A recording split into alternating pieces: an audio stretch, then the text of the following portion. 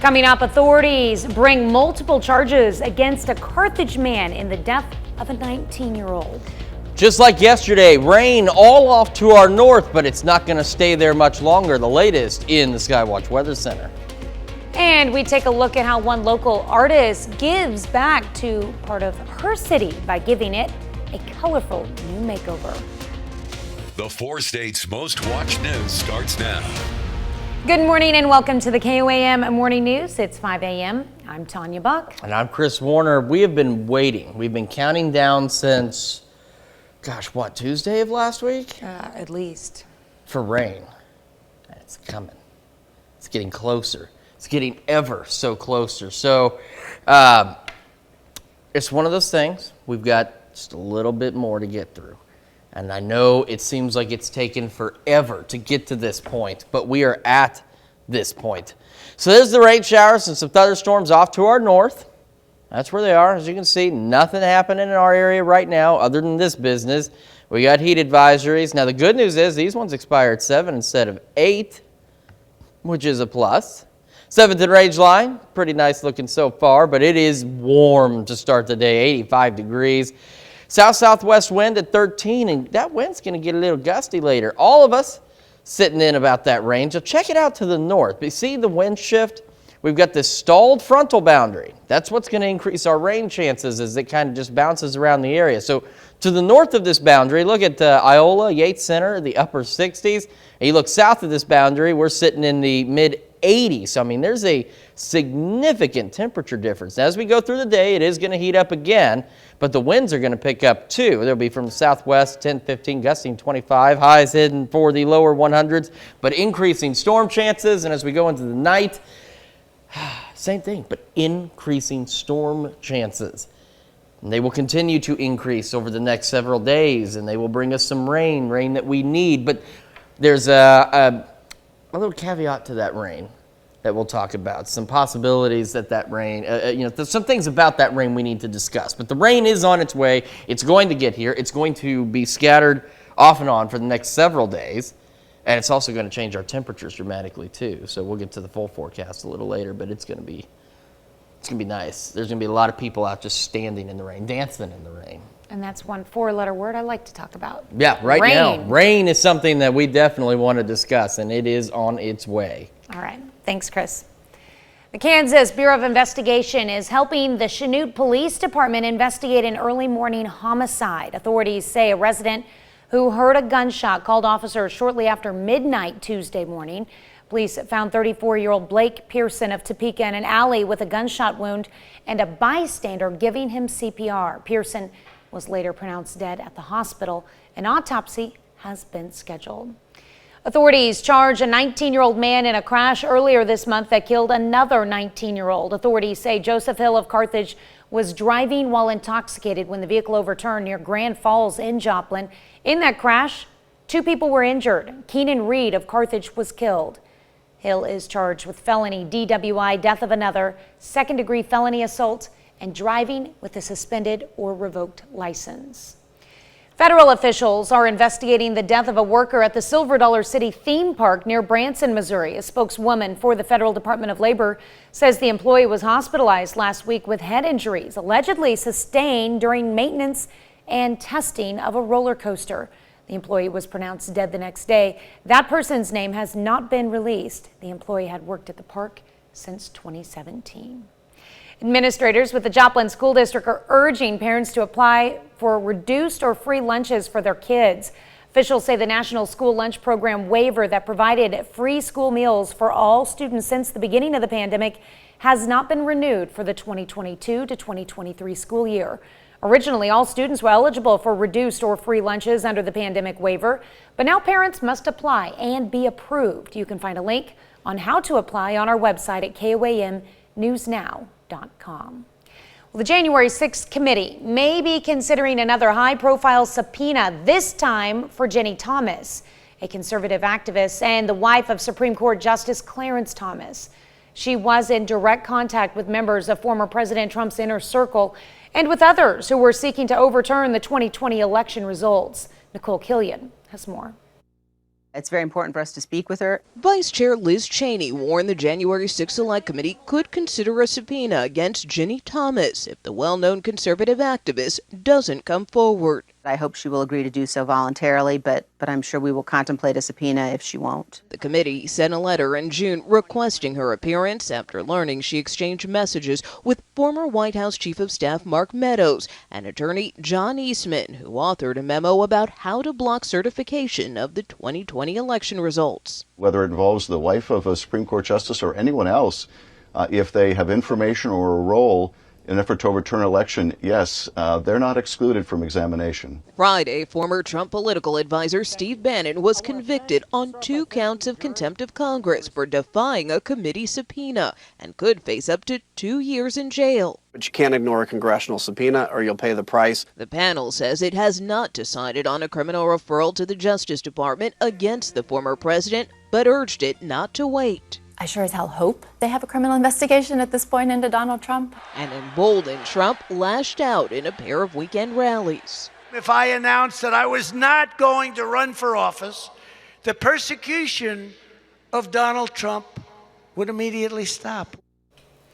The former president will be in Washington for a speech tonight. It will be his first time back since he left office in January of 2021. But his former vice president may be looking to steal a little bit of his thunder with his own speech in town last night.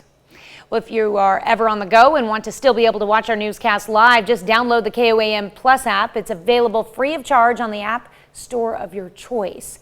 Just search for KOAM Plus. Neosho, Missouri is becoming more colorful with new murals. The city commissioned local artist Sandra Pemberton to paint murals in Morse Park on the park's 2 pavilions. Sandra is enjoying the community interest and support of her art. Like, the community is so excited, and since I moved over here, it's been a little quieter, which is not completely bad. But when I was working over there, I would just have random people stop in with Gatorade and water and just to say hi, and like, they're excited, which makes me excited. Murals will be completed and presented Saturday morning. Heading for highs in the lower 100s yet again, but there are increasing thunderstorm chances as we progress through the day, especially into the evening and overnight hours. As we start our day tomorrow, we'll see some of those thunderstorm chances sticking around.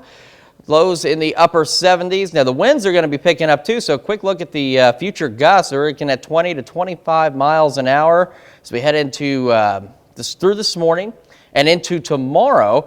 And so, you know, if you've got your trash cans outside, one of the most important forecast graphics in the world, your trash can may get knocked over. Ooh. It's going to be a little bit on the breezy side. That's how you know it's windy. The trash can tracker does not lie. And so you have a chance. It's a good thing that mine is empty right now. Actually, well, that depends because, you know, that adds some weight. And when the winds aren't too bad, that weight will keep the trash can upright. But if your trash can's empty like Tanya's, it may get knocked over. Oh, there Might you keep go. an eye on it. Maybe I should pull it back from the curb. That's a good idea. I keep mine next to the shed whenever it's really windy. Somehow it still blows over, but I try to prevent it. Well, that's a look at this morning's top stories and weather in our first 7 minutes. Coming up on the KOAM Morning News, Girard football coach Craig Crespino passed away 16 years ago, but he still has an effect on the community. Plus, wearable tech has become as common as the watch on your wrist, and now one company wants you and your health to benefit. And experts say your work routine can have an impact on your sleep routine. We've got some tips on how you can balance them both. You're watching the KOAM Morning News. More real news in the morning. We'll be right back. Well, it's playoff time for the Joplin Outlaws. The Outlaws finished the regular season with a 23-20 record and won the program's first ever South Division title. Joplin has earned a bye in the first round. They will host Jefferson City on tonight at 7 p.m. The Renegades beat the Bombers 2-1 last night to advance to the South Division Championship against the Outlaws. Girard football coach Craig Crespino is still making an impact on his community even now, 16 years after his passing. Nancy Bauer compiled her neighbors' stories and published a book this past June in his honor. I think we knew very early on that we had been a part of something really, truly profound. So profound and so important that Nancy Bauer compiled her neighbors' stories, both devastating and heartwarming, and wrote a book. My husband and I would visit about it and say, somebody needs to write all those things down for posterity, for our community, for our children. The book, entitled For Coach, tells the story of Craig Crispino. These are some pictures of my dad. This would have been like early years when he was coaching. And his impact on the Girard community. Every chapter starts with a quote about Craig. We had players that spent a lot of time at our house, and he would go to their homes. He was my dad, but he was also a father figure to so many other kids, students, players. He would help anybody he could at any time. He would drop anything. He made people feel important and valued. Crispino spent 22 years on the Girard football coaching staff, first as an assistant and then as the head coach. This is one of my favorites of Craig because to me that captures his personality. His enthusiasm for the game of football was like nobody else's. He passed away right before football season began 16 years ago in a tragic accident. There were 5,000 people plus at his funeral. We had it at the Memorial Auditorium because we didn't know where to have it because we knew there were going to be a lot of people there. My number one goal from the beginning was just to preserve the story, to preserve Craig's legacy. It's about a man who impacted a community in an incredibly profound way, and his tragic and sudden death impacted our community in a terribly difficult way. But it's also about a community kind of coming together and deciding that we needed to carry each other through this. And that is what the community did for Coach. There's one guy in particular that reached out to me over Facebook Messenger, and he was like, I just have to share a story with you about your dad. And so it was just nice to hear something new and to just be reminded that people are carrying with him every day and that he's not going to be forgotten. Now, Bauer introduced the published book at the Craig Crispino Memorial Golf Tournament in June. The first 100 copies sold that weekend. The Kansas City Chiefs defensive line was one of the best in the league last season. Second-year center Creed Humphrey expects the group to build off their success. Training camp is already here. Veterans join the rookies and quarterbacks in St. Joe on Monday ahead of the first full practice on Wednesday.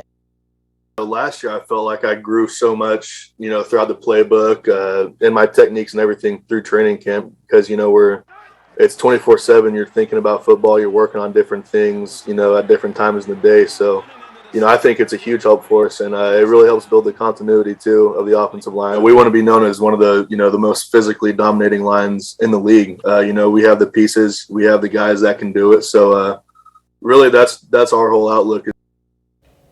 And still to come, Scotland has as many as 138 whiskey distillers that attracted a record number of tourists just before the pandemic, and most of those visitors were women. Take a closer look at the reasons why. And we're going to take a look at that 7-day forecast when the KOAM Morning News returns. We've got some rain chances building in, and it is nice to talk about something other than the heat. And here's why. Do you see this temperature change right here? This is a stalled boundary that's just stuck. It's stuck, and right now it's keeping a lot of the rain to our north. It's also giving some of our northern counties some cooler temperatures because check it out. Iola, Yates Center, 68 degrees, 70 Fort Scott. You hit that boundary and temperatures jump, 85 in Joplin as we start the day. But we're all going to cash in on some heat once again. Highs pushing into lower 100s for most of us. It's going to be breezy, gusts to 25 from the southwest, but also increasing storm chances. And those storm chances hang out with us as we go into the overnight hours as well, with lows going into the upper 70s. I mentioned it was going to be breezy. We've got gusts pushing 20 to 25 miles an hour, and we will see the same thing again roughly as we start tomorrow morning. It's going to be breezy. So how breezy is it going to be? Well, it's going to be breezy enough that your trash can, you might want to put a rock or two in it just to make sure it doesn't blow away. But thankfully, it won't be going all the way away. Quick check of the 7-day forecast. We'll get to all the other rain chances and stuff. Rain chances continue through most of the week. So we're replacing rain, or rather heat, with rain. And look at these overnight lows and afternoon highs. It's going to be wonderful compared to what it has been. We're going to be dancing in the rain, singing in the rain. Anything that involves being outside in the rain, I think all of us are going to certainly be taking advantage of it. Well, the future of wearable technology is being made in Arizona, and you might start seeing more of these products every day. Steve Nielsen has that story. You might start seeing more of these products every day. So this sensor measures up to 200 G's of force. Eric Luster's Movement Interactive device can detect concussions in athletes. So we have to get this technology out so we can start saving lives. And it was developed here, the WearTech Applied Research Center. This one too.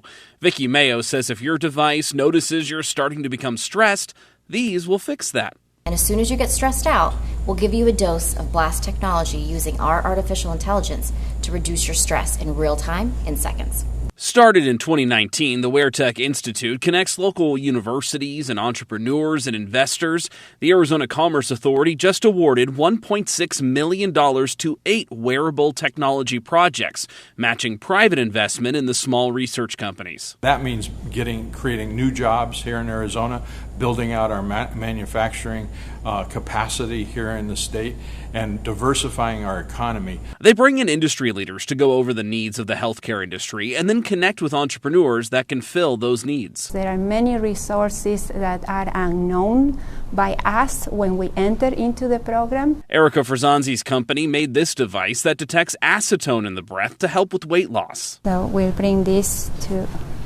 him. You keep on your face. These technologies really have an implication. Luster says this private-public partnership is what was needed for his company to thrive. WearTech was instrumental for us getting on the field today. So, that brings us to our question. Do you use technology to monitor your health? And because we're all recovering from Monday, we're keeping it simple. It's a yes or a no. You can vote at KOAMnewsnow.com/votes through the KOAM News Now app. Of course, take part in the discussion on our Facebook page. We're back with Healthwatch right after this.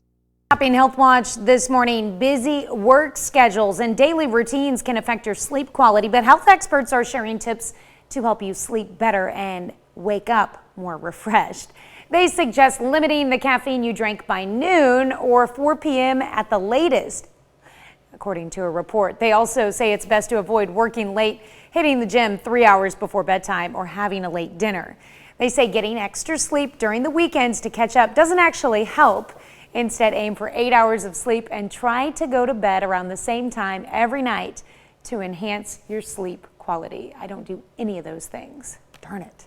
Well, a new study suggests working out twice as long might help reduce death risk. Researchers studied the data of 100,000 people for 30 years. They found that people who vigorously worked out 2 to 4 times the recommended amount had a roughly 20% decrease in the chance of mortality. For those who moderately exercised 2 to 4 times the recommended amount, the death risk dropped by about 30%. U.S. Department of Health and Human Services says adults should get between 2.5 and 5 hours of moderate physical movement per week. Summer is full on, and doctors warn about the risk of swimmer's ear and share some tips on how to treat it. According to Dr. Haula Singh Ji from University of Texas Southwestern Medical Center, the best way to protect yourself is to avoid getting water into your ears. But if you get swimmer's ear, it's best to apply an antimicrobial directly and clean the ear canal from any oils, dead skin, or pus. He urges people not to use cotton swabs as they can lacerate the ear canal and push the earwax deeper. A pair of U.S.-based organizations are helping Ukrainian soldiers who fought for their country's freedom. Mary McGuire has their story. After putting their lives on the line for their country, 5 Ukrainian soldiers who lost limbs in the war made the more than 5,000-mile-long journey to Minnesota on Saturday. They arrived to a hero's welcome.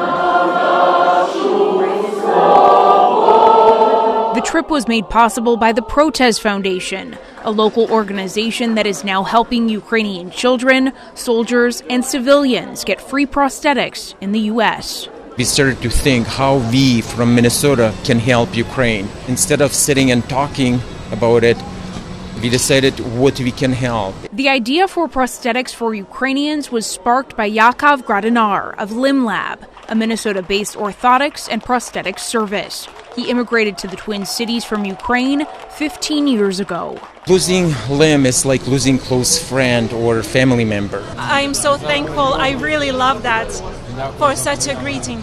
Daniello is just 21 years old and lost both of his legs fighting for his country. He says he was overwhelmed by the support he received halfway across the world and hopes his story will inspire others to keep fighting whatever battle they may be facing. I want to show the people that without legs, that I don't have them, the world is not ending, and I want to continue to do my sports and continue to live. The soldiers began their fitting for prosthetic legs on Sunday and are expected to be in Minnesota for about 3 weeks. That's a look at some of today's top health stories. You're watching the KOAM Morning News. Quick check of the forecast. We do have heat advisories. They go back into effect today for the counties in orange, most of them running through 7 o'clock tonight. Taking a look at 7th and Range line, it's looking pretty good so far, but it is toasty. 85 in Joplin, feeling like 87 because dew point and humidity are on their way up. So here's what's changing our forecast, though. You see where the wind arrows change, you see the temperature change. We've got a stalled boundary. If you're north of the boundary, you're in the upper 60s to start the day. If you're south of the boundary, you're in the 80s to start the day. We have increasing rain chances, though, as we go through the day. Highs still getting into the lower 100s. It's also going to be pretty breezy. Storm chances stick around with us through the overnight hours, and we're going to start the day at about 77. We got more in your forecast and more of the KOAM Morning News right after this. Coming up, authorities bring multiple charges against a Carthage man in the death of a 19-year-old. Gusty winds are a sign of changes in the forecast. We're going to break down what you can expect coming up. And we take a look at how one local artist is giving back to part of her city by giving it a colorful new makeover. The 4 states' most watched news starts now. Good morning and welcome to the KOAM Morning News. It's now 5:31. I'm Tanya Bach. I'm Chris Warner. It's a beautiful day to wake up. It's even better if you're up north. Because it's cooler. It's a considerably cooler. We've been talking about this. There's a stalled boundary. And you can clearly see where it is 2 ways. One, the wind arrow shift, and 2, the biggest indicator is the temperature difference. Look at that, 67 in Iola, 85 in Joplin as we start the day. Temperatures are going to warm back up for most of us into the upper 90s, lower 100s throughout the day. It's also going to be pretty breezy, gusting 25 to maybe even 30 miles an hour in some cases. But we also have increasing thunderstorm chances, and they'll stick with us as we go through the night, as a matter of fact. They're going to be scattered. We're not talking about widespread heavy rain, but those chances for widespread heavy rain increase gradually throughout the week. And as those rain chances increase, this boundary kind of plays around, moves around just a little bit. Take a look at the temperatures. So much better. A couple more days, and we've got temperatures in the 80s, the lower 80s, mind you. Wow. With overnight lows. Check out Saturday into Sunday, 65 degrees. Right now, though, I don't want to scare anybody, but as you can see on the long range, Don't take that back down. the temperatures do start to warm back up, but we are getting several days of rain and several days of considerably cooler temperatures, which, I mean, we have been in need of for the last 2.5, gosh, it seems like almost the last 3 or 4 weeks now. It's been a while since we've seen temperatures look decent, and it's been a long time since we've seen some rain. There's a caveat to that rain. We'll talk about that a little bit later as well, but it is on the way. All right, but in the meantime, we cannot disregard the fact that it's going to be really hot today, 106. Yeah, it's still going to be very warm today, lower 100s, maybe pushing up there a little bit for some of us. And again, with that boundary, if you're north of that boundary, your afternoon highs may only push maybe the mid-90s. That's still hot, don't get me wrong. But I'm just saying, compared to points south, you're going to be about 10 to 12 degrees cooler than points south of that boundary today. All right, good to know. All right, thanks, Chris. Well, authorities charge a 19-year-old man in a crash earlier this month that killed another 19-year-old. Authorities say Joseph Hill of Carthage was driving while intoxicated when the vehicle overturned near Grand Falls in Joplin. In that crash, 2 people were injured and Keenan Reed of Carthage was killed. Hill is charged with felony DWI, death of another, second-degree felony assault, and driving with a suspended or revoked license. Some Southeast Kansas community projects got extra funding courtesy of the USDA. One of those is the Healthy Bourbon County Action Team. They received a grant of more than $200,000. The money will go towards different projects, including helping start low-income or minority businesses and other financial and equity projects within those groups. Oh, it makes me feel awesome. I love being able to create opportunities for my peers. I mean, this is a small town, so I know a lot of people here, and so be able to reach back and help some of my friends and peers up and just realize their dreams, you know. So it's like my dream to help them achieve their dreams. The team has been able to help more than 60 people with their services. Coming up in our next hour, KOAM's own Jalen Banks takes us for a closer look at this story. A local Neosho artist was commissioned to paint lively murals at Morse Park. KOAM's Andrew Jenkins spoke to the artist. Neosho, Missouri is becoming more colorful with multiple new murals. The city approached local artist Sandra Pemberton to paint 2 murals in Morse Park on the park's pavilion. So I scouted out the area, and they had brought these pavilions in from a gas station that had shut down. And it very much looked like a gas station pavilion. Sandra is painting with a purpose. She is painting 8 murals in just 9 days. She spoke about the importance of an artist's vision. Headspace. Like, it sounds funny, but like if I messed up on the job, I will revise 20 times. And sometimes I'll just be like, you know what? I am going home. I will try again tomorrow. The beautification project has been well planned. Sandra put a lot of thought into the design sketches and color scheme. Even when she's done for the day, she's still thinking about the murals. And then I do a lot of just like laying in bed at night and thinking about my steps and what needs to happen first. Despite the pressure of painting 8 murals in a short amount of time, the community interest in her art keeps Sandra going. Really nice to see it growing. And it's even better because like the community really does like it, which to me, it's all, of course I'm gonna like it, but to see them like it is pretty awesome. In Neosho, Amber Jenkins, KOAM News. The murals will be completed and presented Saturday morning. So I mentioned there's a little caveat to the rain. It's something we'll keep an eye on. So this is as we progress through the week, because we've got rain chances almost daily for the next few days, and it's going to bring in a fair amount of rain for a good chunk of us. As you can see, some of us maybe even half an inch. Now, if it stays the way the forecast is showing, where we get this rain spread out, then we're not going to have a problem. What could be an issue is if we do get a lot of rain all at once. The ground has been so dry for so long that flash flooding will become a concern, especially as we get into the thunderstorms in the next few days. They could have some heavy downpours and cause some serious flash flooding issues just because, again, the ground is so dry, it's not going to absorb this rain right away. So it's something you want to keep an eye on, something we'll keep an eye on as well. But if the rain stays spread out, hopefully we won't have any big issues. But if you get caught under a thunderstorm with some heavy rain, Dow was mentioning the storm the other day in Pittsburgh. He said it was coming down in buckets, I think is how he described it. Buckets. And that's one of those situations where if you get under a thunderstorm with some heavy rain, you could be facing some flash flooding. So definitely want to keep an eye on it. We need the rain, but just also remember the ground is so dry, it's not going to take it all at once. We need it to come down long and slow, more like cups than buckets. Exactly. We need cups, not buckets, but with thunderstorm chances, buckets are a distinct possibility. That's right. All right, thanks, Chris. This morning, we are discussing wearable tech to monitor your health. Now, wearable technology has come a long way. If you're old enough, you'll remember the height of wearable tech may have been when your watch doubled as a calculator. But the internet then changed everything. See, now if you've got a smartwatch, it can tell you how many steps you've taken, your heart rate, and even how well you're sleeping, among other health benefits. Now, the future of wearable tech with health benefits comes in the form of concussion and stress detection. I can even monitor your breath to help in weight loss. Science fiction of today is apparently the wearable tech of tomorrow. So our question we've been asking this morning, do you use technology to monitor your health? That's almost an even split. 58% of you say yes, 42% of you say you don't. I mean, it's all around and it's readily available. Now, I'm still old-fashioned. I've just got a standard watch. Wife buys me nice looking watches, every so often. I don't need the fancy tech.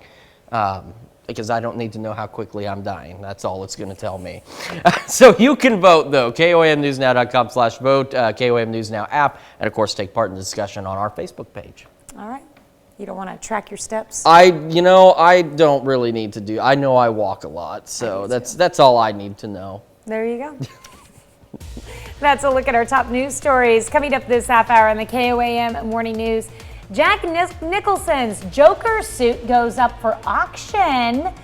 Does it laugh all the way to the bank? We'll let you know. That's something I need to buy so I can wear it here. Plus, if you haven't seen the new movie Nope, we've got an inside look, but don't worry, it's spoiler free. You're watching the KOAM Morning News. More real news in the morning. We'll be right back. Here's a check of today's top headlines, the news you need to know before you head out the door. Authorities charge a 19-year-old man in a crash earlier this month that killed another 19-year-old. Authorities say Joseph Hill of Carthage was driving while intoxicated when the vehicle overturned near Grand Falls in Joplin. In that crash, 2 people were injured and Keenan Reed of Carthage was killed. Hill is charged with felony DWI, death of another, second-degree felony assault, and driving with a suspended or revoked license. Some Southeast Kansas community projects got extra funding courtesy of the USDA. One of those is the Healthy Bourbon County Action Team. They received a grant of more than $200,000. The money will go towards different projects, including helping start low-income or minority businesses and other financial and equity projects within those groups.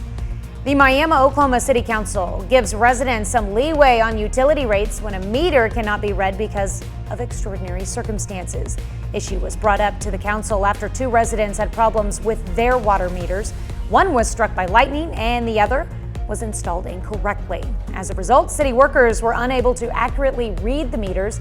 Now the city manager has the power to waive all fees or a portion of them in cases like these. The council also discussed possible changes to its animal laws, including mandatory sterilization and limits on the number of pets allowed. Abby Nelson, a founder of a company called Micro Mansions, is building modern micro houses for people who want to save space but still have a newer, durable, energy-efficient home. The company is currently building the first kit version home in Columbus, Kansas, and will use it for an Airbnb later on. The owner says the idea arose when she could not find a small enough home for herself. That's a check of today's top headlines, the news you need to know before you head out the door. We've got this boundary that's just stalled out, and you can clearly see where it is because you've got a drastic temperature change, 69 in Fort Scott compared to 85 in Joplin. It is what's going to bring us increasing shower and thunderstorm chances as we go through the day and over the next several days. Highs still warm, hot really, pushing the lower 100s, but the wind's increasing too, gusting upwards of 25 miles an hour. Gusty winds stick with us tonight. Overnight lows dipping into the upper 70s with those storm chances hanging around. And a quick look at the 7-day forecast. Well, it looks like this. We've still got today and tomorrow to get through with triple digits, and then that boundary moves a little closer to us, keeps cooler temperatures in place. We're talking lower 80s for highs, and we're looking at upper 60s for overnight lows and a lot of rain on the way. We'll have more of the KOAM Morning News right after this. Ever feel like dancing with the devil in the pale moonlight? Who doesn't on occasion? Well, if so, we've got just the outfit for you. David Daniel has that and more.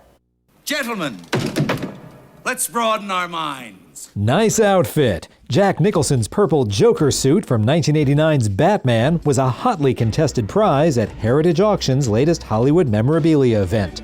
After a bidding war, the suit went for $125,000. Brandon Lee acts as if he's been a pupil of Bearstown Academy from the very beginning. Hiding in plain sight.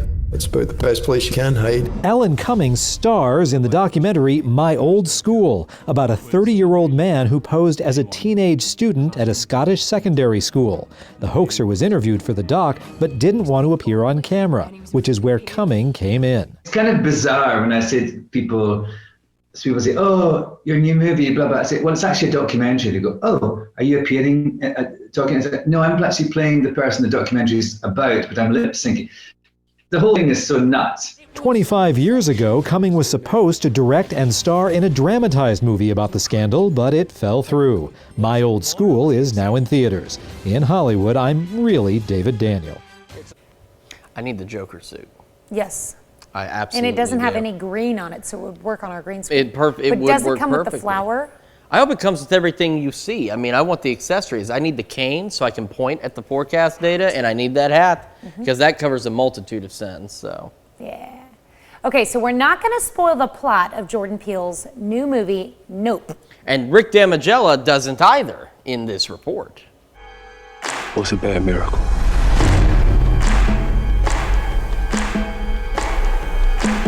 They got a word for that. Following on the successes of Get Out and Us, Jordan Peele's latest movie is all about Nope, we're not going to spoil a thing about Nope, and neither are Peele and his cast. The audience can go, have an escapist, big blockbuster time, and then come out and have a conversation about it. I think that's all I can ask for. I think the conversation about this film is about spectacle and how human beings are addicted to spectacle. Bro, what you see? Something above the clouds. That's big. How big? Big. When I got the opportunity to work on this, I just knew it was going to be a totally different experience. Having seen Get Out and Us and become increasingly a bigger fan of just all that he's capable of. Nope reunites Peele with his Get Out star. He's got more confident, but I think yeah, that's to be expected because in every first-time filmmaker, every time I experience them, they don't really believe that they're going to make a film again. Because why would you ever think that? You just think this is the last thing you're going to make. So I think now you're meeting on number 3, he knows he's making number 4. And if he's not, that's his choice. I need y'all to tell me, what did you see in that cloud? Was not what you think. Keeping you spoiler-free in Hollywood, I'm Rick Damigella. And after watching that movie, you may need a drink. You might. You could go to Scotland, where they have 138 active whiskey distilleries. Yeah, so as we were telling you earlier, technical issues, they pop up, whatever, it happens, it's live television. So they attracted a record number of tourists right before the pandemic. It was almost 2.2 million. And as the overall popularity of Scotch is growing, the weird thing is, or the more interesting thing, depending on how you look at it, is most of those visitors were women. Let's go to Wendy Gillette. Thank you. Kim Mabus traveled from Philadelphia to the Glenlivet Distillery in northeast Scotland to buy a few bottles she can only get here. Pretty big Scotch fan. I have a nice collection at home. These days, she's enjoying it with a more diverse group. So many friends of mine have started drinking whiskey, female friends. It's crazy. A 2020 study from the market research company MRI Simmons shows more than a third of whiskey drinkers are now women.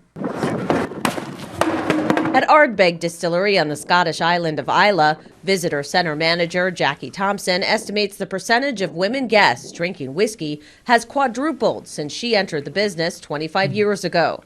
And she's observed a difference in how women and men approach Scotch. I see with women often, they have a great appreciation of sticking their noses into whiskey in order to enjoy the flavour of whiskey. Men maybe tend to go straight for the palate, whereas women go for the scent and the aroma of a whiskey to appreciate it. Women aren't just drinking whiskey, they're making it. The Scotch Whisky Association estimates 40% of this country's 11,000 industry employees are female, and they're breaking the glass ceiling in what used to be a male-dominated field. Kelsey McKechnie was the youngest woman named an apprentice malt master for Balvenie Distillery at the age of 24. If you look back in time, women just weren't in these roles and now they are. She sees a future with more women calling the shots in an industry that just keeps getting bigger.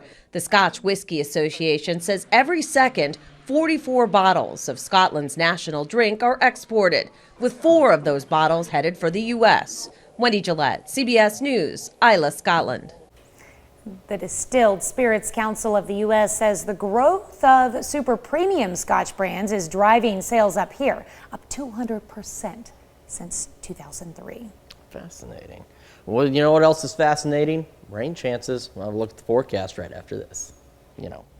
Hey! Welcome back. We've got just a few seconds, and I'm going to make it real quick. We got another hot day today, scattered evening storms, and then thunderstorm chances increasing overall because of a boundary, and that's causing all of this off to our north. And let's just go ahead and skip to the 7-day forecast because I've got just a short amount of time. Now, don't worry. We still have more of the KOAM morning news, and we'll be able to get into this forecast in detail. Still going to be hot today. Heat advisories again today. Very possible again tomorrow. Once that boundary starts to shift in our favor, it's going to bring increasing storm chances through the week. Check out these highs, the lower 80s. Check out these lows in the 60s. It's going to be nice. And the good news is, at least right now, yeah, rain's kind of spread out over several days before July returns. More of the KOAM morning news after this. Coming up, the sound of a Monday morning gunshot leads the KBI and the Chanute Police Department to a homicide investigation. We've got heat advisories again, but we're getting close to not talking about these for a few days. The latest from the Skywatch Weather Center. And some Southeast Kansas community projects will see an injection of money thanks to the USDA. The 4 states' most watched news starts now. Good morning and welcome to the KOAM Morning News. It is 6 a.m. I'm Tanya Bach. I'm Chris Warner. You know, I wish people could see what happens behind the scenes here sometimes. On the other hand, it might be a good thing that they can't see what happens behind the scenes. A lot of song and dance. There was a lot of song and dance, because this is how we do it. It's exactly what was going on. It's all right. It's all right to laugh. It's all right. It is 6 o'clock in the morning. It's all right to have a good time at 6 a.m. I mean, you're waking up. You've got to get energized and pumped up for the day. You can't just crawl out of bed and just drag along and do the thing. You can't do that. And you're going to be dragging, though, by the afternoon. So make sure you get pumped up now. Heat advisories yet again. But we're down to the last couple of days of these things. Sun is going to rise at about 6:17 in the morning. 84 in Joplin, feels like 86. We have that boundary that's parked on us. It'll eventually shift more in our favor as the day goes on and as we head into the days ahead. If you're north of the boundary, say Fort Scott, Iola, Nevada, you're looking pretty good. If you're south of that boundary, it's already toasty. And it's only going to get toastier. Highs push into the lower 100s, but check out those little thunderstorm icons. You see that lightning bolt flash? Yeah, increasing thunderstorm chances. Now today, still going to be scattered. This is going to be a widespread event. As we head into the overnight, they're going to stick around till about 6, 7, 8 in the morning tomorrow, and they'll clear out again. It's going to be another hot one tomorrow. Overnight lows in the 70s. I want to show you the 7-day forecast. It's now my favorite thing to show you. I hated showing it to you the last couple of weeks, but look at it now. Lower 80s for highs. Once this boundary shifts in our favor, it brings all these good rain chances, which we desperately need, and it brings us considerably cooler temperatures. But as you can see, as we head into next week, July will make a return, but we've got at least a few days to catch up on rain. We got a few days to take a break from this excessive heat. I mean, it's going to feel like sweater weather out there with the lower 80s for highs and those overnight lows in the 60s. Yeah, you definitely want to enjoy it. Find a way to enjoy that outdoor time this weekend. For sure. Yeah, and it's a perfect time to go out in the rain. Now, if there's a thunderstorm, don't go out and play in the thunderstorm. Stay out of the water. Stay out of the water. Stay away from trees. Do not be the tallest object out in some field. Don't do that. But if it's just a good rain shower, go stand out in your front yard for a couple of minutes and just soak it in. But stand on your sidewalk. That way your grass can get some rain. Don't stand over your grass. Stand on your sidewalk or something. So. I thought for a second you were trying to set yourself up for a tall person joke. I will be the last to know when it rains. Tanya will know when it starts raining well before I do. So you're saying if there's lightning outside, you can stand next to me, but I shouldn't stand next to you? No. It's the other. Well, hold on. It won't matter if you stand next to me. You'll get struck by lightning as long as I'm not. As long as you can stand next to me, but I shouldn't stand next to you. Yeah. It's dangerous. It's dangerous for Tanya. Less dangerous for me. It's not scientific. There's nobody follow that. That's not scientifically accurate. Not at all. If you're outside and lightning strikes, it's not good news. This would be a good time to move along. Yeah. It could be dangerous. Stay indoors when thunder roars. Go indoors. Okay. There you go. All right. Thanks, Chris. All right. Authorities have charged a 19-year-old man in a crash earlier this month that killed another 19-year-old. Authorities say Joseph Hill of Carthage was driving while intoxicated when the vehicle overturned near Grand Falls in Joplin. In that crash, 2 people were injured. Keenan Reed of Carthage was killed. Hill is charged with felony DWI, death of another, second-degree felony assault, and driving with a suspended or revoked license. Federal officials investigate the death of a worker at the Silver Dollar City theme park near Branson, Missouri. Spokeswoman for the Federal Department of Labor says the employee was hospitalized last week with head injuries, allegedly sustained during maintenance and testing of a roller coaster. The employee was pronounced dead the next day. That person's name has not been released. The employee had worked at the park since 2017. Kansas Bureau of Investigation is helping the Chanute Police Department investigate an early morning homicide. Authorities say a resident who heard a gunshot called officers shortly after midnight Monday morning. Police found 34-year-old Blake Pearson of Topeka in an alley with a gunshot wound and a bystander giving him CPR. Pearson was later pronounced dead at the hospital. An autopsy has been scheduled. The Miami, Oklahoma City Council gives residents some leeway on utility rates when a meter cannot be read because of extraordinary circumstances. Issue was brought up to the council after 2 residents had problems with their water meters. One was struck by lightning and the other was installed incorrectly. As a result, city workers were unable to accurately read the meters. And now the city manager has the power to waive all fees or a portion of them in cases like this. The council also discussed possible changes to their animal laws, including mandatory sterilization and limits on the number of pets allowed. It's not just Oklahoma, it's nationwide. Right now, this has been a hard year for shelters and rescues across the nation, not just Oklahoma. There's just a lot of overpopulation and it's hard to deal with. The council did not vote on the animal laws. Well, some Southeast Kansas community projects got extra funding courtesy of the USDA. One of those is the Healthy Bourbon County Action Team.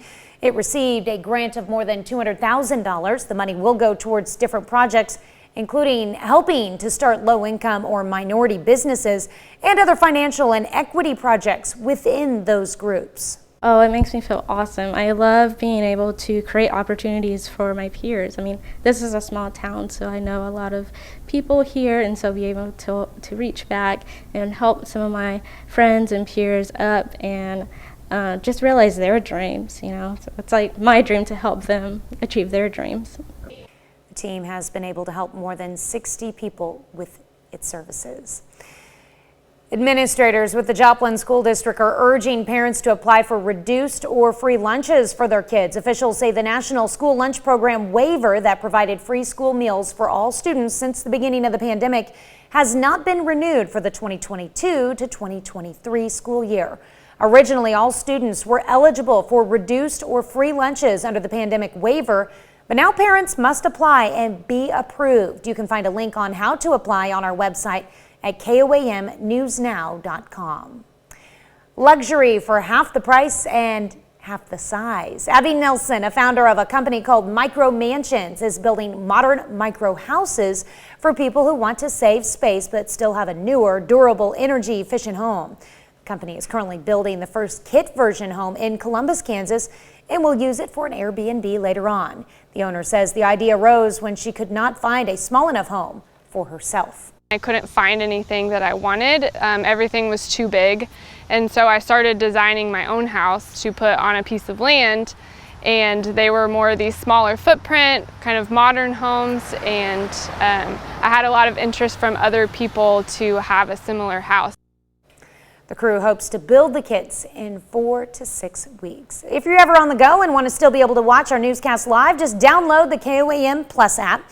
It's available free of charge on the app store of your choice. Just search for KOAM Plus. We're still dealing with high temperatures again. Heat index values are going to be up there once again today and tomorrow. And we have the rain on the way as well. And hopefully we get it spread out as is suggested by the rain tracker. And that if we do, then widespread flash flooding shouldn't be an issue. But we are definitely going to see some rain this week. And I wanted to share something really cool very quickly. I was just checking from CBS News. The Raising Cane CEO, Todd Graves, just bought 50,000 Mega Millions tickets. One for each of the 50,000 Raising Cane's employees. And he says that if any of them win, then he's going to split the jackpot with all of the employees. How about that? Yeah. That's a lot of Mega Millions tickets. I bought one yesterday and then lost it. So it's probably the only winning one. And it's sitting in a parking lot or a trash can somewhere. Oh, man. Let me know where so I can start looking. All right, well, that's a look at this morning's top stories and weather in our first 7 minutes. Coming up on the KOAM Morning News, and maybe too early for the Super Bowl, but we're going to take you inside an event billed as the Super Bowl of air traffic. Plus, wildfires continue to ravage the west coast of the United States, but firefighters say they are gaining the upper hand.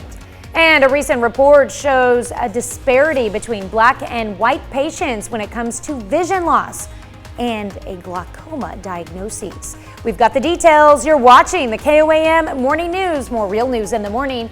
We'll be right back. Topping Nation Watch this morning, a destructive wildfire in Northern California continues to burn out of control this morning and has grown into one of the state's biggest blazes of the year.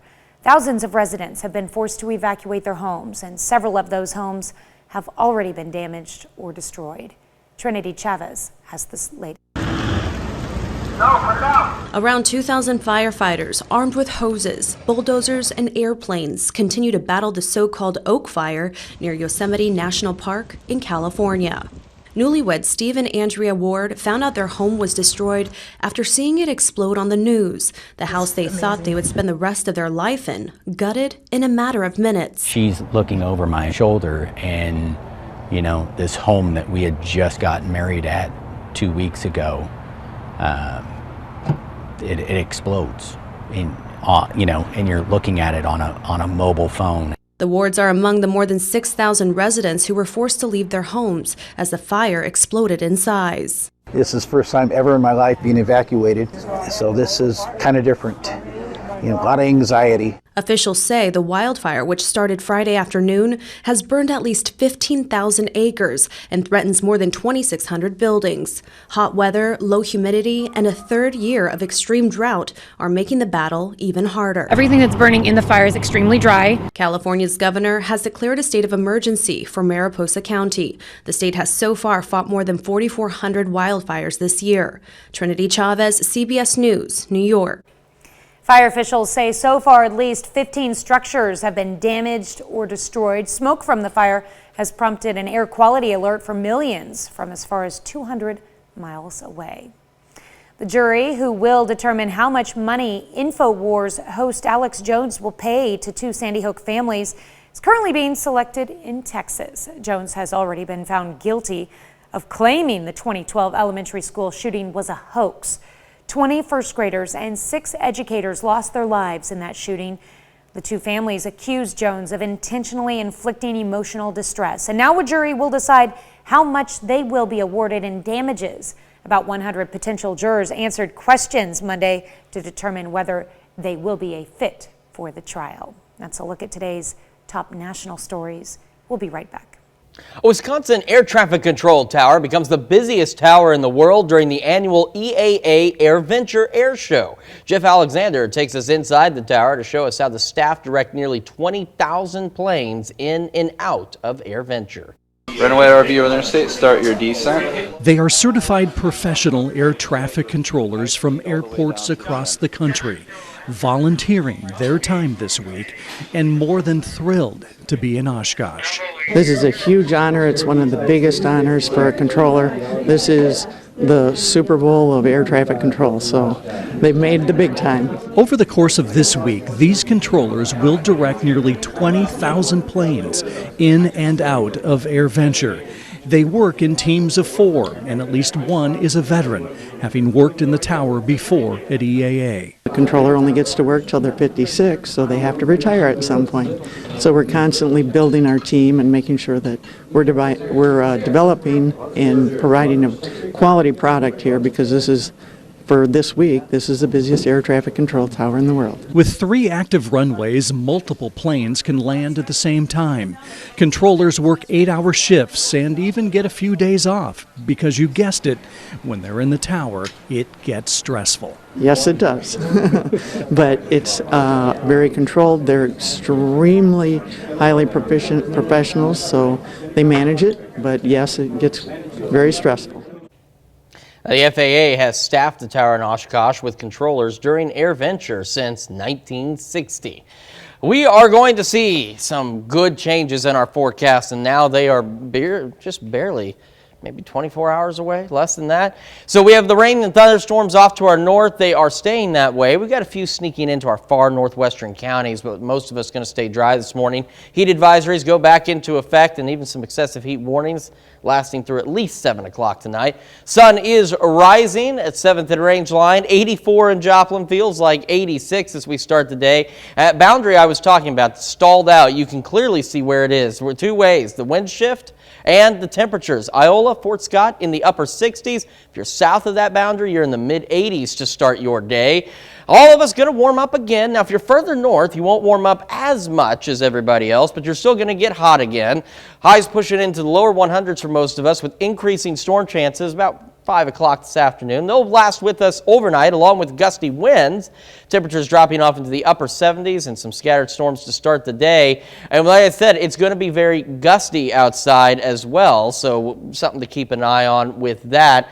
And a check of the 7-day forecast does show much more pleasant conditions. Today, tomorrow, still have to get through triple digits. The boundary shifts in our favor, brings in increasing rain, also brings the temperatures down to the lower 80s for highs and overnight lows in the 60s before July makes a return by next week. So get out there and enjoy it while you can. More of the KOAM Morning News coming up.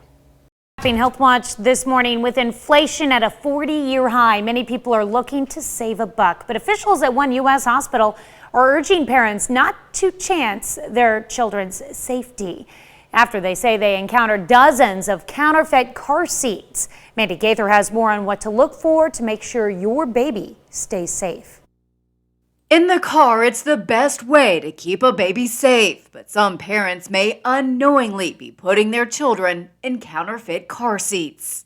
These seats are not protecting the kids like they should. Since January, officials at Orlando Health say they've identified 27 counterfeit car seats and 11 foreign seats discovered as they help parents strap their new baby in before leaving the hospital. A counterfeit car seat is a car seat that is non-regulated anywhere and is made somewhere and isn't crash tested.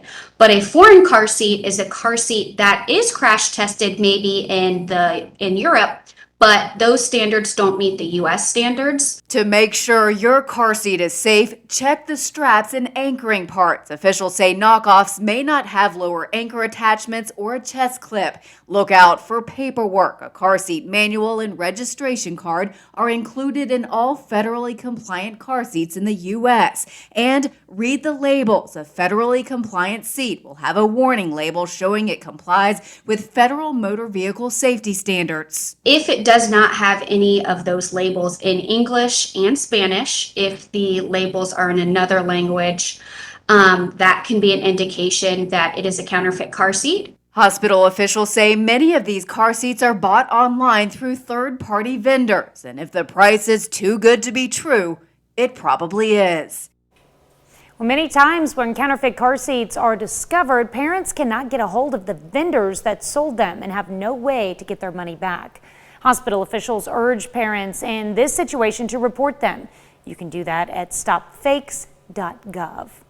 New research out of the UK shows COVID long haulers experiencing a longer list of symptoms, including hair loss and sexual dysfunction. The study published in Nature Medicine looked at health records of 2.4 million people and identified 62 symptoms, often falling into three main categories: respiratory symptoms, mental health, and cognitive problems.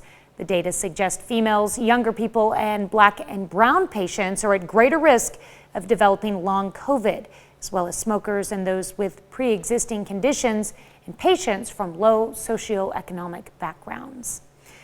Recent research from Mount Sinai shows Black patients are 6 times more likely to have advanced vision loss after glaucoma diagnoses than white patients. The study, published Translational Vision Science and Technology, started decades ago and analyzed nearly 210,000 participants over the age of 40. The findings emphasize the importance of stepping up early screening to prevent blindness. High-potency cannabis smokers are more likely to experience addiction than those using low-potency products. That's according to the University of Bath. Research published in The Lancet Psychiatry looked at 20 studies involving almost 120,000 people. The data also suggests people using cannabis with a high concentration of THC are more likely to experience a psychotic disorder, such as schizophrenia. Let's look at some of today's top health stories. You're watching the KOAM Morning News. You got a stalled boundary that's almost cutting the area in half, so you can see where it is. You can also see it in the temperatures too, because we've been talking about it all morning, like Iola, Yates Center in the upper 60s. Meanwhile, south of the boundary, you are starting the day in the 80s. So if you're to the north, you're not going to get as hot as everybody else, but you're still going to get hot, unfortunately. Highs pushing into the lower 100s. Right around 5 o'clock or so, scattered thunderstorm chances increase a bit for us. And they'll stick with us even as we head into the overnight with some gusty southwesterly winds as well. We'll see those taper off by sunrise tomorrow with the lows in the upper 70s. And a quick look at the future track. So this is noon today. You see a few of these scattered storms. There'll be a few more of them as we progress. There you can see them as we get closer to 5 o'clock. Despite the storms, still hot. And it's going to be the same thing tomorrow. But as you can see, the boundary begins to shift in our favor. So we've got the storms sticking around in the morning, and they're going to hang around a good portion of tomorrow as well once we get back into the afternoon, even though it's still going to be hot yet again. So we've got today and we've got tomorrow in the triple digits before the boundary starts to shift in our favor. And as it does, the rain chances will increase. The temperatures are going to get into the lower 80s for highs. For highs is where they're going to be. So where we are right now in Joplin, for example, it's as warm as it's going to be by Friday, Saturday, and maybe even Sunday, and overnight lows in the 60s. We've got more of the KOAM Morning News after this. Coming up, the sound of a Monday morning gunshot leads the KBI and the Chanute Police Department to a homicide investigation. We've got some showers and thunderstorms off to our north. Now, these aren't going to impact us right away, but they're part of a boundary that will impact our weather. The latest in the Skywatch Weather Center.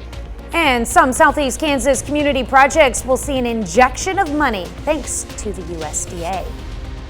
The 4 states' most watched news starts now. Good morning and welcome to the KOAM Morning News. It's now 6:30 on the dot. I'm Tanya Bach. I'm Chris Warner. It is depending on where you are, it's a very fine day to wake up. Otherwise, it's a very warm day to be waking up on this Tuesday. Skywatch Storm Tracker, you can see a few of those showers and thunderstorms making it into our northern counties.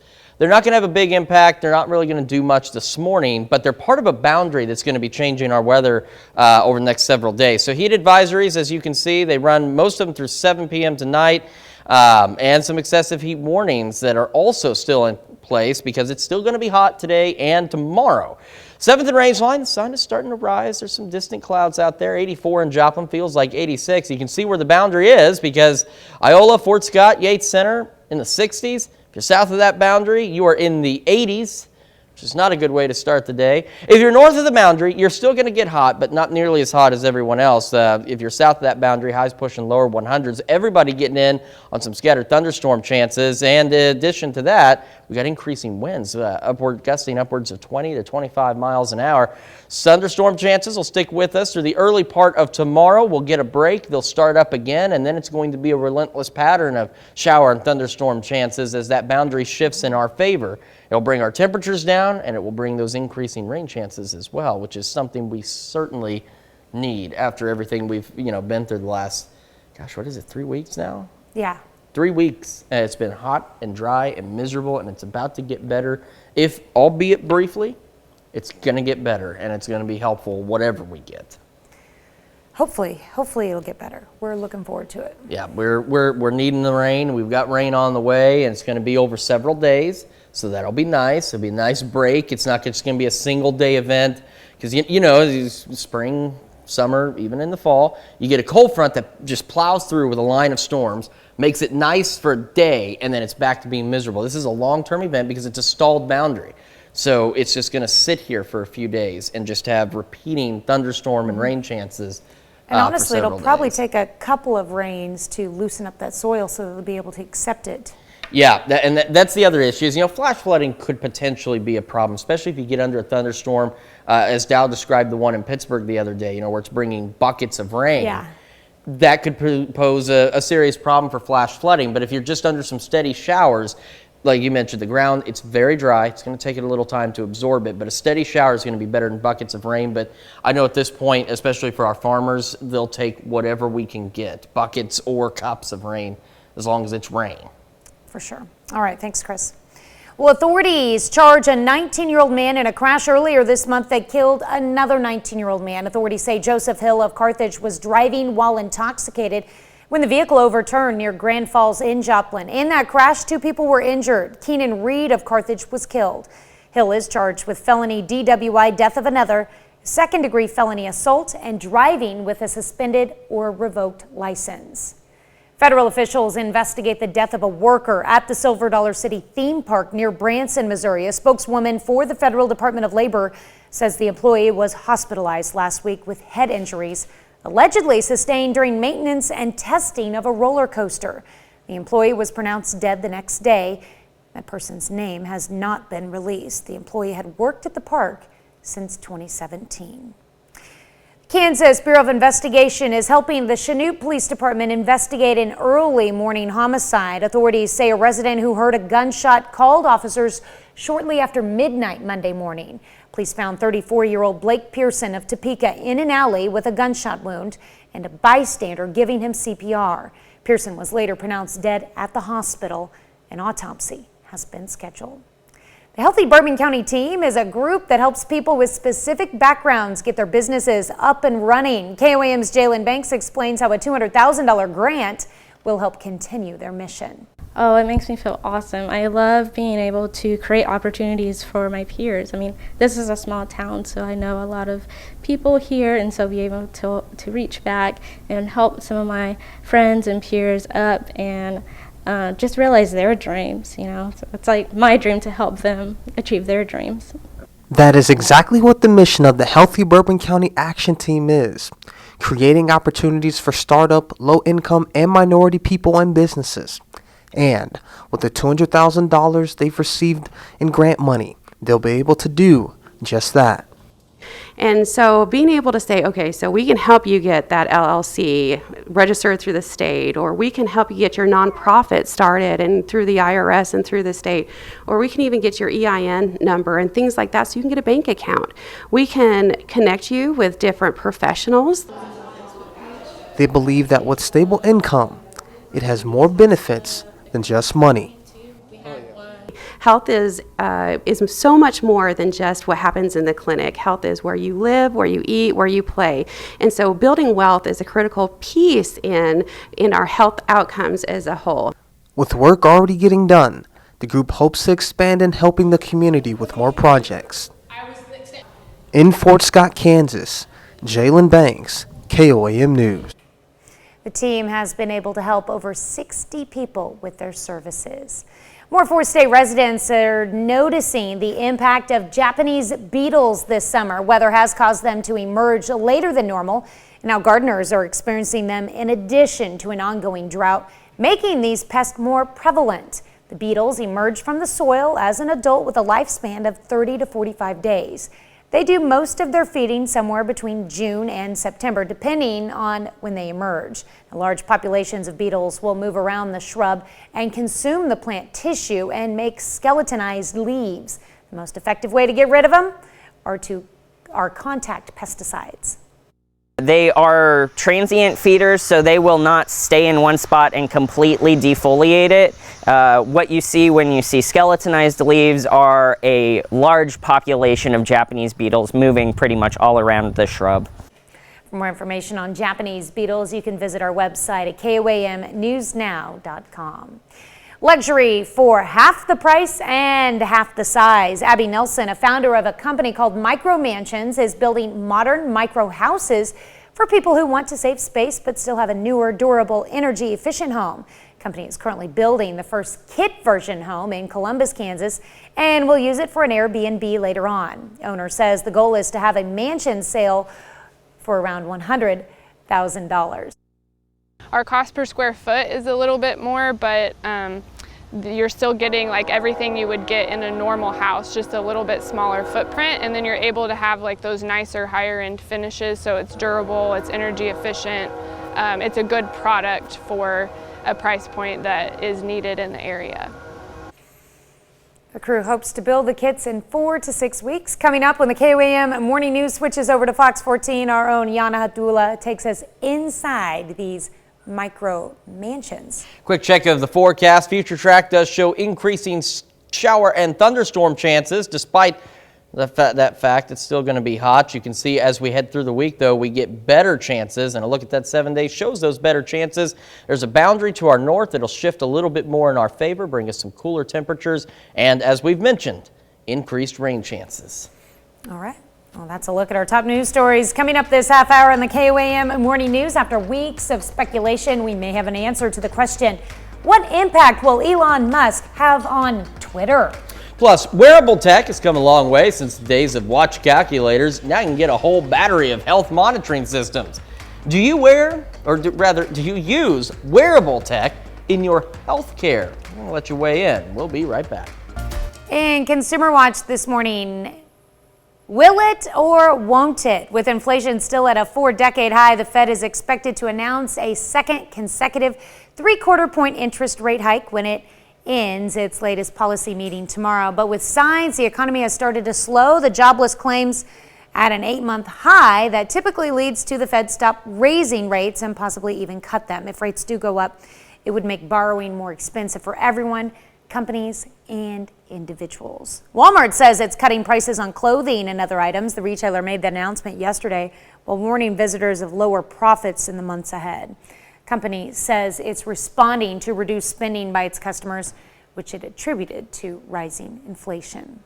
Well, bidding is now underway for a mint condition Mickey Mantle rookie card. The price rose to nearly $5 million shortly after it was listed online by Heritage Auctions. The most expensive baseball card of all time is the $6.6 million paid last year for a 1909 Honus Wagner. Experts say the Mantle card could smash that record when the auction ends August 27th. Sure, there's some people in this area that would love that card. Well, one of the most influential social networks is set to have a new owner. Billionaire investor Elon Musk also owns Tesla and SpaceX, has reached a deal to buy Twitter. But what, if anything, would change with Twitter and other social media platforms after this takeover? And who's the real winner in all of this? Jen Sullivan has a closer look. The world's richest man will soon be in charge of Twitter. Elon Musk has reached a deal to buy the company for $44 billion. I think Musk is paying a pretty hefty price for Twitter, and I think it's a head scratcher to many. The deal is raising widespread questions and concerns from Twitter users to lawmakers on Capitol Hill, all wondering what this takeover will mean for the platform and for society. Twitter has been a dark, dark place. I hope it doesn't get any darker. We're all watching it with a great deal of interest. Experts say several changes may be ahead, saying Musk is likely to move to modernize and monetize Twitter. It's probably turning into a subscription platform, $2-3 a month. They'll lose significant amount of users, but probably those that would stay on that would significantly increase revenue. Experts say one thing is very clear. Morgan Stanley could be the biggest winner. The investment bank Musk chose to carry out the deal expected to profit as much as $1.3 billion from financing Musk's loan. And what does this mean for the future of social media? Experts say Musk has condemned Twitter's approach to content moderation censorship, but it's unclear how exactly he will approach freedom of speech on the platform. Does that mean that there's less constriction in terms of things that could be said on Twitter? But that's a tight wire act. Meanwhile, the move has Tesla and SpaceX investors rattled, just as governmental regulators zero in on the Twitter deal. This is going to get a lot of scrutiny. Not ideal for Tesla and SpaceX investors. Tesla shares went down 12% as investors reacted to Musk's deal to buy Twitter. Twitter's chief executive says it will likely take 3 to 6 months for the deal to close. That's it for Consumer Watch. Let's go over to Chris for our Something to Talk About. I know all of you heard Tanya just a second ago. We were talking, it goes back to what you should see behind the scenes. We were actually talking about our good friend Nick Kelly, who left us for KY3 in Springfield, made his on-air debut yesterday. So it's very exciting for him. We do miss him, though. If he ever wants to come back, we got a spot. We'll make a spot. Well, this morning we're discussing wearable tech to monitor your health. Wearable technology's come a long way, and if you're old enough to remember the height of wearable tech, it may have been something like when your watch doubled as calculator, but then the internet changed things. Now, if you've got a smartwatch, it can tell you your steps, your heart rate, and even how well you're sleeping, among a number of other health benefits. Future of wearable tech, with health benefits. Comes in the form of concussion and stress detection, can even monitor your breath to help in weight loss. The science fiction of today is apparently the wearable tech of tomorrow. So our question, do you monitor your health with wearable tech? You can vote yes or no. 67% say yes, 33% say no. You can vote KOAMnewsnow.com/vote in the KOAM News Now app and take part in the discussion on our Facebook page. It's almost time to celebrate birthdays and anniversaries, but first we're going to check in with Nate to see what's happening on CBS Mornings. I'm Nate Burleson. Coming up on CBS Mornings, Gail talks with Oscar winner Jordan Peele about his new movie, Nope, which I hear is out of this world. That's coming up on CBS Mornings. Let's take this time to honor today's four-state hero, electricians mate third class John Leroy Jr., the Scammon, Kansas native, served on the carrier Tannis Bay during World War II. Electricians mate third class John Leroy, we thank you, today's four-state hero. It's now time to celebrate some birthdays. We're starting with the twins, Braden and Brent Stevens, turning 14 years old today over in Iola. All right, and we have Justin Moore celebrating the big 5-0 this year in Crestline. And we're heading over to Fredonia for a happy 71st birthday to Susan Voorhees.